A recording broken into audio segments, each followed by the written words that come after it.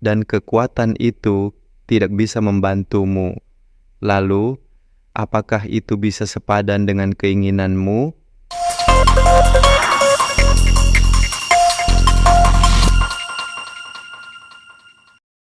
Perjalanan jiwa Jila.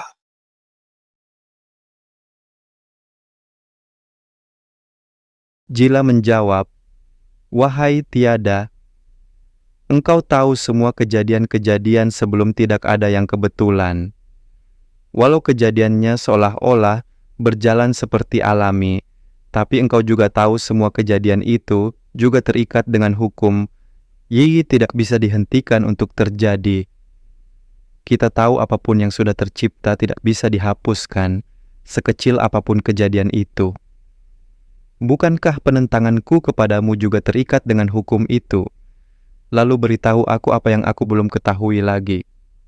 Tiada berkata, "Jila, ketika kesadaran itu hidup atau terjaga, maka semua selalu akan berjalan ke depan.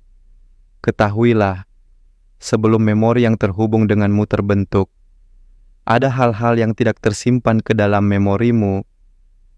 Jila, walau engkau bagian dari diriku dan memiliki, dan engkau menguasai 5 dimensi dariku, sedang aku mengetahui 7 dimensi." Jila bertanya kepada Tiada, "Wahai Tiada, bisakah engkau menyebutkan dimensi-dimensi yang engkau maksud?" Tiada menjawab, "Baiklah. Dimensi pertama adalah dimensi ruang imajinasi. Dimensi kedua adalah dimensi ruang pikiran. Dimensi ketiga adalah ruang akal. Dimensi keempat adalah ruang memori. Dimensi kelima adalah perasaan. Dan di setiap ruang dimensi yang aku sebutkan tadi, juga terbagi dengan ruang yang sedikit berbeda. Itulah dimensi yang engkau ketahui." Jila bertanya lagi, "Lalu 2 dimensi selain itu?" Tiada menjawab. Dimensi keenam adalah dimensi hati, dan dimensi yang ketujuh adalah dimensi sanubari. Kedua dimensi ini sulit terjangkau olehmu, kecuali... Tiada lalu berhenti bicara. Lalu Jila bertanya dengan penasaran, "Kenapa 2 dimensi ini sulit aku capai?" Tiada menjawab, "Suatu saat nanti engkau akan faham." Lalu Jila bertanya lagi kepada Tiada, "Wahai Tiada, engkau tahu semua yang sudah terjadi terikat dengan apa yang akan terjadi di masa depan. Lalu kenapa engkau melarangku untuk menginginkan manusia seperti kita?" Wahai Jila, sebenarnya aku tidak melarangmu, tetapi hukum Yai Agi sudah terikat memperingatkanmu.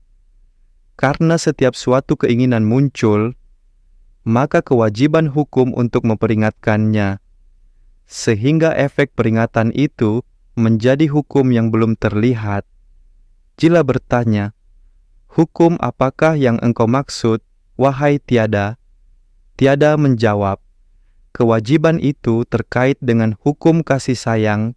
Jawab Tiada, dan Tiada meneruskan perkataannya, "Peringatan itu juga akan menjadi efek hukum keseimbangan di masa depan." Jila semakin penasaran dengan penjelasan Tiada, dan kembali bertanya kepada Tiada, "Wahai Tiada, beritahu aku kira-kira apa yang akan terjadi kepada dirimu di masa depan. Ketika penciptaan akan keinginan ini dilaksanakan." Tiada menjawab, "Itu semua tergantung batas keinginanmu." Dan Tiada meneruskan perkataannya, "Jila, ada 99 hukum penciptaan yang mengikat kejadian-kejadian di masa depan. Tetapi, seandainya engkau menginginkan keinginanmu untuk pembuatan manusia seperti kita, maka 99 hukum itu tidak terbangkitkan." Jila bertanya lagi kepada Tiada, "Wahai Tiada, bisakah engkau memberi penglihatan apa yang bakal terjadi di masa depan kalau aku tetap melaksanakan keinginanku itu?" Tiada menjawab, "Kalau engkau ingin mengetahui, maka pejamkanlah matamu, dan engkau harus masuk ke dimensi ilusimu."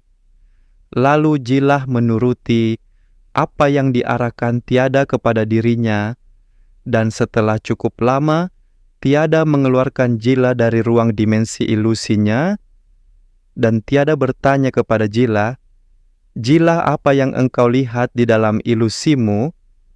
Jila menjawab, "Wahai Tuada, aku menyaksikan sesuatu yang sangat aneh dan sulit untuk dijelaskan.